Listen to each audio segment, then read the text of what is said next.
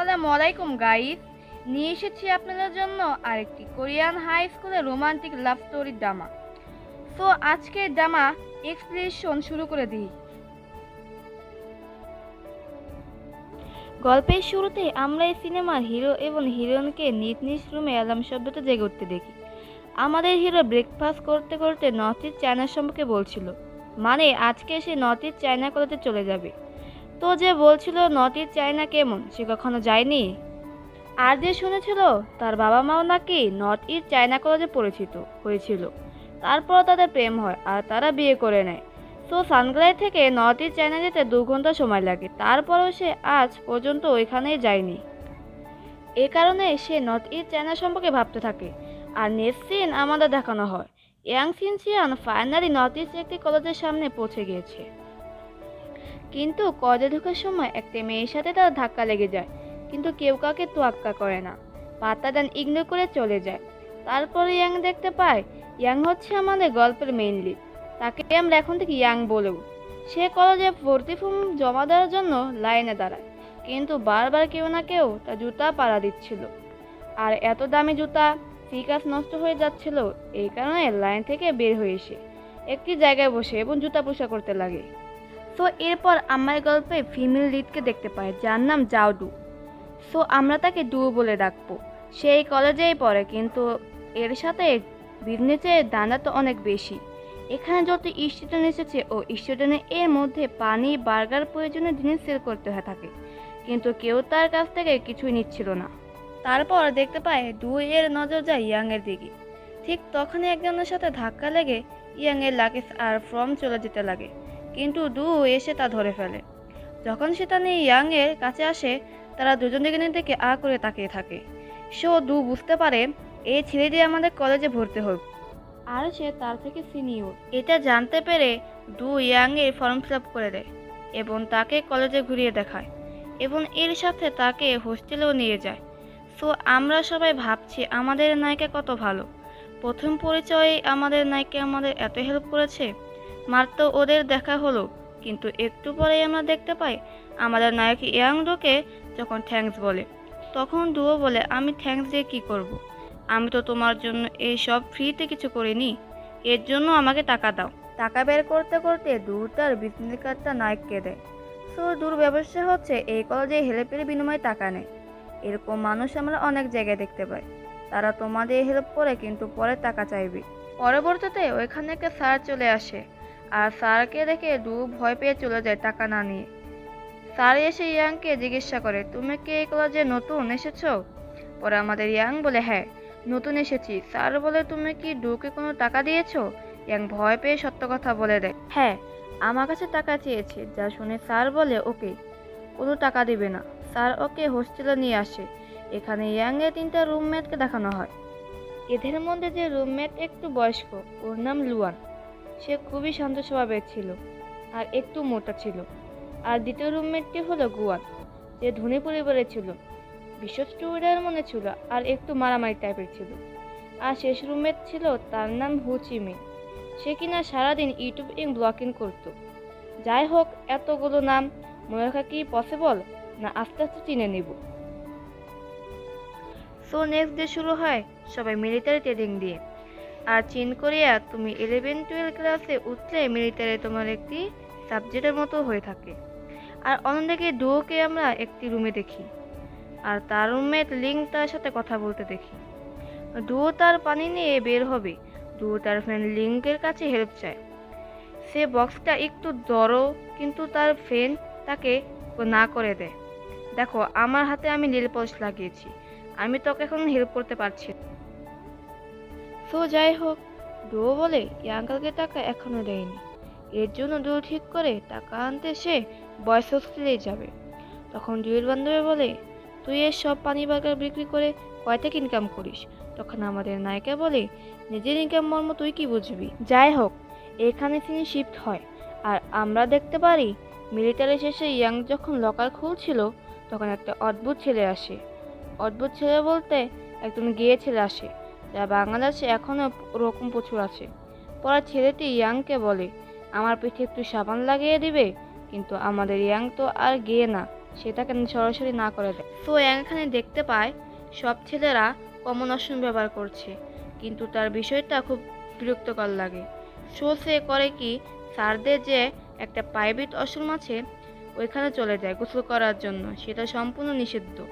আর অন্যদিকে ডুয়োকে দেখতে পায় যে ছেলে সেজে বয়েজ হোস্টেলে ঢোকার চেষ্টা করে, কিন্তু হোটেলে এই ম্যাম ওর ভাবসাব দেখে বুঝতে পারে তার মানে এর আগেও এরকম ঘটনা ঘটিয়েছে। ডুয়োকে যখন চিনে ফেলে ডুয়ো তখনই ভিতর দিকে দৌড় দেয়, ম্যামও ভিতরের দিকে দৌড় দেয়। ডুয়ো দৌড়াতে দৌড়াতে করে কি আমাদের নায়কের ওয়াশরুম ব্যবহার করছে, সেখানে ঢুকে পড়ে। আমাদের নায়ক তো সবকিছু খুলে গোসল করছিল, আর বাথরুমে যারা গোসল করে তারা বেশিরভাগ এভাবেই গোসল করে। আর এদিকে ডুয়ো ইয়াংকে দেখে চিনে ফেলে, আর ইয়াংও ডুকে দেখে চিনে ফেলে। এখানে একটা মজার দৃশ্য হতে পারতো। ঠিক তখনই হোস্টেলে এই ম্যাম চলে আসে আর ইয়াংকে বলে, তুমি তোমার রুমে যাও, আর তুমি এখানে ঢুকেছিলে কেন, বিষয়টা আমি পরে দেখছি। আর তখন ম্যাম ইয়াংদের রুম থেকে রান্না করা গন্ধ পায়, আর যেটা সম্পূর্ণ নিষিদ্ধ ছিল। আর ম্যাম যখন রান্না দেখতে যাবে ওই সময় ডুয়ো পালিয়ে যায়। আর ম্যাম করে কি, ইয়াংদের রুমে ঢুকতে যায়, আর ইয়াং ম্যামকে বাধা দিতে যায়। ম্যাম ভিতরে ঢুকে যায় এবং ভিতর গিয়ে দেখতে পায় ওরা রান্না করছে হোস্টেলে এই রুমের ভিতরে, যেটা সম্পূর্ণ নিষিদ্ধ ছিল। তখন ম্যাম সবাইকে লাস্ট ওয়ার্নিং দেয় আর বলে ভুলেও যেন তারা এমন না করে, তাহলে তাদের হোস্টেল থেকে বের করে দেওয়া হবে।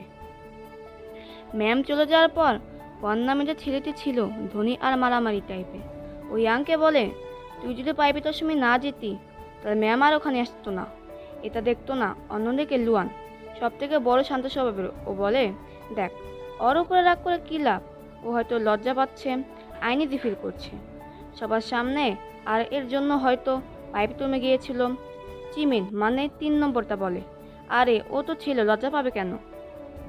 পরের সিনে দেখতে পায় ওরা সবাই গোসল করতে গিয়েছে, কিন্তু ইয়াং লজ্জা পাচ্ছিল, বাকিদের থেকে দূরে দাঁড়িয়েছিল। বুঝতে হবে ইয়াং ধনী পরিবারে হয়েছে, আন্টিদের বাসা ভিআইপি ভাবে। তখন ইয়াং এর দুটি ফ্রেন্ড করে কি, ওকে উপর করে ধরে শুয়ে ওর পিঠটা দুলতে দুলতে লাল করে দেয়।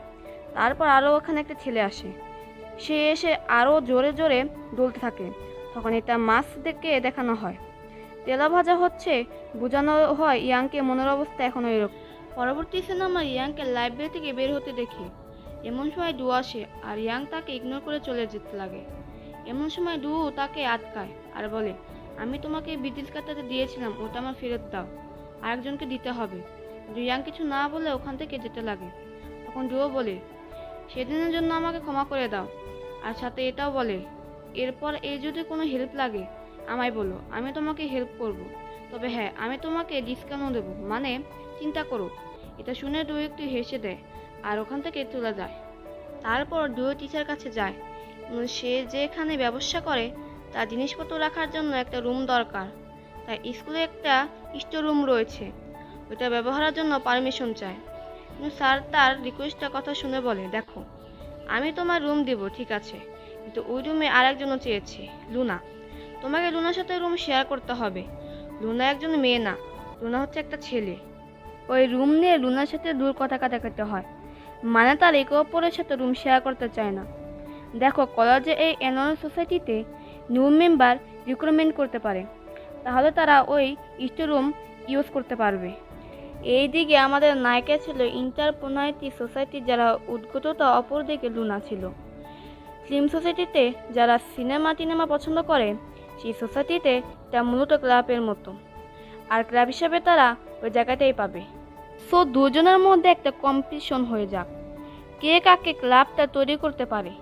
এটা দেখে লুনাও ডুয়োকে অপর দিকে রেগে তাকায় প্রতিশোধ চোখে। আর নেক্সট সিন দেখতে পাই ডুয়ো তারা বন্ধুদের এই বিষয়টা শেয়ার করে যে আমাদের উদ্গততা সোসাইটিতে তোমরা জয়েন করো, কিন্তু তার ফ্রেন্ডরা বলে আমরা অলরেডি অন্য সোসাইটিতে জয়েন হয়ে গেছি।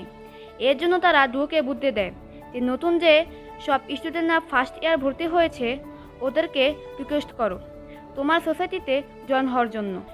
নেক্সট ডেটে দেখতে পাই তাদের কলেজে একটি ফেস্টিভ্যাল হচ্ছে, যেখানে নতুন স্টুডেন্টকে বরণ করা হচ্ছে। এই জায়গাতে আমরা দেখছি ডুয়ো আর লুনা তাদেরকে ফর্ম বিতরণ করছে ওদের সোসাইটিতে জয়েন হওয়ার জন্য, যেখানে লুনা আর ডুয়োর মাঝে ঝগড়া বেঁধে যায়। ওদিকে লুনার মনটা অনেক খারাপ, একজনও তার সোসাইটি জয়েন হয়নি। ঠিক তখনই সেখানে ইয়াং আসে আর তাদের মাঝে ঝগড়া বেঁধে যায়। তখনই সেখানে ডুও আসে আর ইয়াং সাথে টানাটানি শুরু করে দেয়। তখন ইয়াং লুনা সোসাইটিতে জয়েন হয়ে যায়, কারণ ইয়াং অনেক ধনী আর সিনেমার প্রতি আগ্রহ বেশি। এই কারণে সিনেমা সোসাইটিতে জয়েন হয়। এখানে ডুও অনেক রেগে যায় আর এদিকে লুনা ইয়াংকে ফিল্ম সোসাইটির ব্যাপারে বলতে থাকে। এরপর লুনা যখন ইয়াংকে নিয়ে তার স্টোর রুমে আসে, তাদের পিছনে পিছনে ডুও চলে আসে। তারপর আবার তাদের মধ্যে ঝগড়া লেগে যায়। ডুও চাচ্ছিল ইয়াং যেন তার সোসাইটিতে জয়েন হয়, কারণ একটা মানুষের ইচ্ছা করলে দুটা সোসাইটিতে জয়েন করতে পারে। লুনা ও ডু যখন ঝগড়া করছিল, অন্যদিকে ইয়াং একটা কিছু দেখছিল। সে খুঁজতে খুঁজতে একটা ছবির ফর্ম খুঁজে পায়, কিন্তু দূর ধাক্কা লেগে সে ছবিটা পড়ে যায়। পরেটা উঠে আবার দেখতে লাগে। ঠিক তখনই সেখানে স্যার চলে আসে আর স্যার যখন বলে তাদের সোসাইটিতে কতজন জয়েন হয়েছে দেখাতে বলে, তখন দুজন ইয়াংকে দেখায়। পরে স্যার বলে, ধরলাম ও তোমাদের দুজন সোসাইটিতে জয়েন হয়েছে, কিন্তু একটা ক্লাবে করতে গেলে একজন কিছু হবে না, তোমাদের আরও মানুষ লাগবে। এই কথা বলে যখন স্যার চলে যায়, তখন লুনা ও ডু কাছে রিকোয়েস্ট করে, তুমি আর কোনো যুক্তির ঝামেলা করো না, ইয়াংকে আমার কাছে ছেড়ে দাও, তুমি অন্য কাউকে ম্যানেজ করে নাও। কিন্তু দুয়াংকে দেখে তাকে মনে মনে বলে, তুই তো আমার সোসাইটিতে আসবি, সেটা আজ হোক বা কাল। এর সাথে আজকের ড্রামা প্রথম এপিসোড শেষ হয়ে যায়।